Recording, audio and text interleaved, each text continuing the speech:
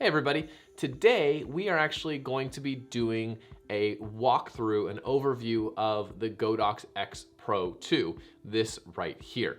Now I am filming because I have my camera up here and I forgot a lens for my other camera. I'm actually just filming on my phone. That's why the video quality is okay. Anyways, it's an 11 Pro. I'm just doing it because that's what I needed. So let's get into the Xpro II and show you how to use it. Will Simpson here and welcome back to the channel. Now in this video, we're not gonna go over connecting them.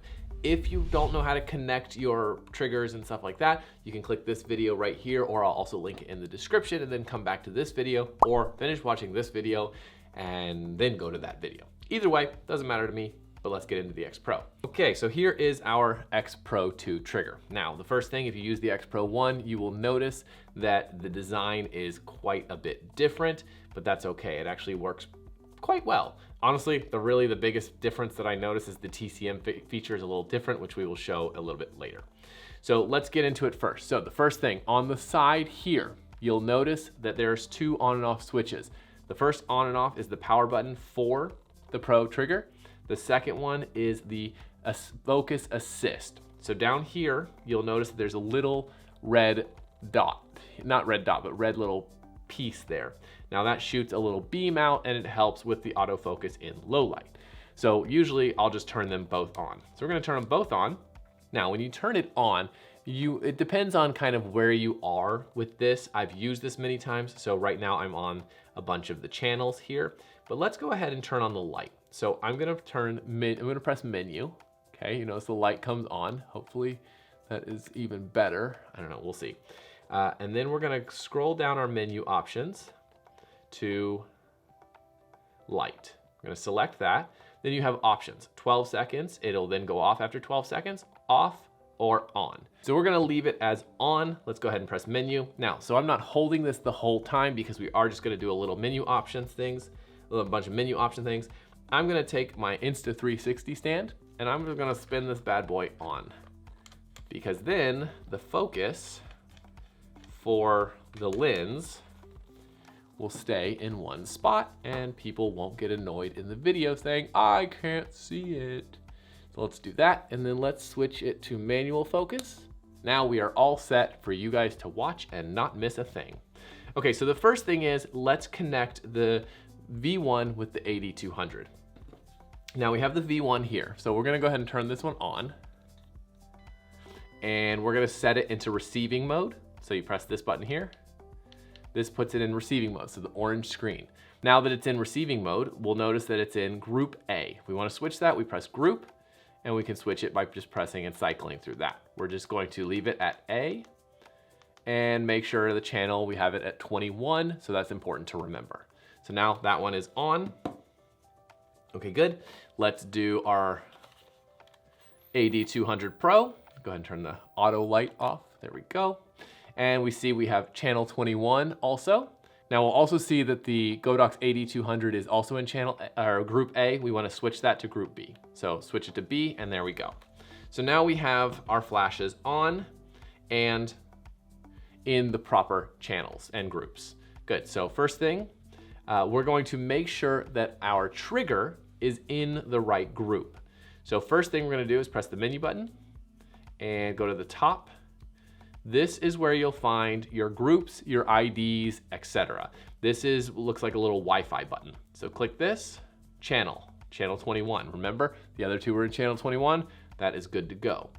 ID. Now, if you don't know IDs, again, I explained this in the other video, so you can take those, take a look at that. But this one, they're off, so that's good.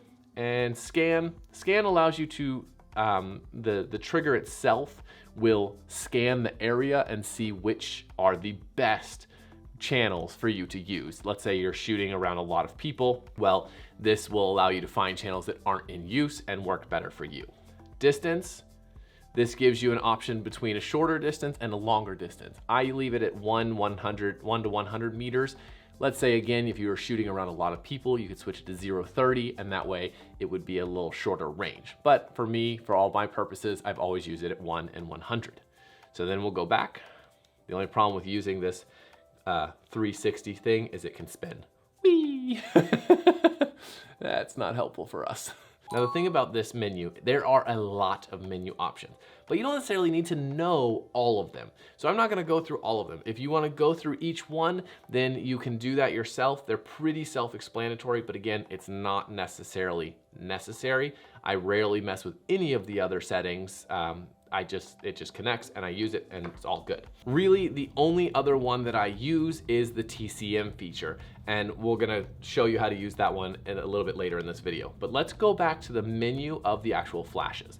So if we press menu to get out of this, here is our groups, right? So we are in channel 21, if you see up here, channel 21. We have A and B turned on. Now A is our V1 and B is our Godox 8200. If I test fire this, they will both fire. Plain and simple, because they're all connected.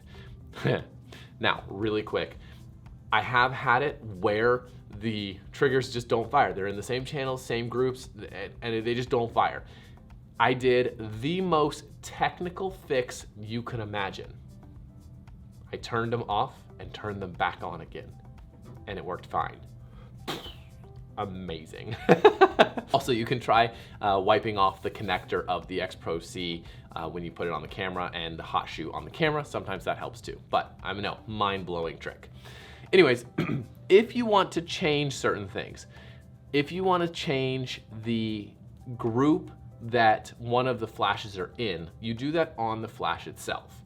If you want to put them in the same group, you can do that. If you want to put them in different groups, you can do that, but that's all changed on the flashes themselves. The only thing you can really adjust here is the power. Now, notice here, they're both in manual and they're both at these powers. So let's say I wanted to change the power in the V1. Well, I need to select group A. So I'm gonna click this button right here and you'll notice that we get it highlighted. Then I can adjust this and adjust it as needed. Now, let's say I want to change it from manual to TTL or something like that. With it selected, I'm just gonna simply press mode and it's gonna turn it off. So now only the 8200 will fire. And if sometimes you'll want that, and that's how you do it. Press mode again. Now you're in TTL with a +1, which means an exposure compensation of +1, meaning it's going to add a little bit more power to the shot than it would if it was at 0. If you want to change that, you just adjust the wheel here and you can change it by stops. Good, so +1. Now, if you want to change it to manual, simply press menu mode again, and we're in manual. Now, if you want to then go and do the same thing for B, you can do the same thing. Select B, select C, select D, select E. You can have any combination of them on or off, any combination of them in the same groups, etc., etc., etc. It's very, very simple.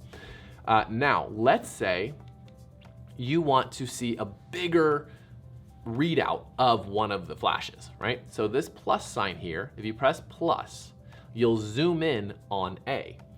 Now, if you want to go to a different group, you can then choose these, B, C, off, D, E, so on and so forth. If you want that screen again, that mixed screen, you press it again, and you're back to the multi-view screen. I personally find that this one is the easiest one to use because I can see and change at the drop of a dime. It's very, very quick, very, very easy. It's no problem. Now, once you've set it all up and you want to make sure the test fire, you just simply press the little fire button here and you'll notice that it went off, no problem. Again, if it doesn't, turn it off, turn it back on. Sometimes it works. Now, really quick, before we go on to the TCM feature, hit the like button, subscribe if you haven't already, and if you have any questions or comments, you can comment below. But now, let's get into how you do the TCM feature on the new one. Personal preference, I hate this method. I way preferred the Godox transmitter, the Godox Xpro C1, push and hold the TCM button, boom, done. This new method in this new one is a pain in the ass. They did it to try and remove buttons from the Xpro C transmitter, and I'm just not a fan. Anyways, here's how to do it. So the first thing you're gonna do is select the flash that you wanna do the TCM feature. So this is our V1. We're gonna switch this to TTL. Good, now go to menu, scroll down to TCM, and you'll see multiple different options. Off, this is the V1, this is 8100, 8200, so on and so forth. We're gonna select the V1, then we're gonna go back to our main menu. Now at this point, it would be on your camera. So you're gonna fire, you're gonna take a picture, And then once you take a picture, you're gonna then select this again and turn this to manual. Now, because I'm not actually attached to a camera, it's not gonna change anything, but that's essentially how you do it. It's actually really, really simple. It's just not as simple as it used to be. So for this one, what we would do is we would select the AD200 Pro, go to menu, go to TCM, select 200J, go back there, switch this to TTL. Ooh, wrong button. Select this one, select it to TTL, fire the cannons, fire the flash on the camera. Remember that, it's on the camera. And then we're gonna select it again and switch it to manual. And now we have set TCM for both. And really quick, if you don't know what TCM means, basically it's just taking the TTL settings that the camera and the trigger decided on and setting them to manual. So let's say the camera said, oh, it was 1/4 power with +3, 1/4 and +3, then it would then switch that to that so you get the same flash settings that you had on TTL and you keep it consistent.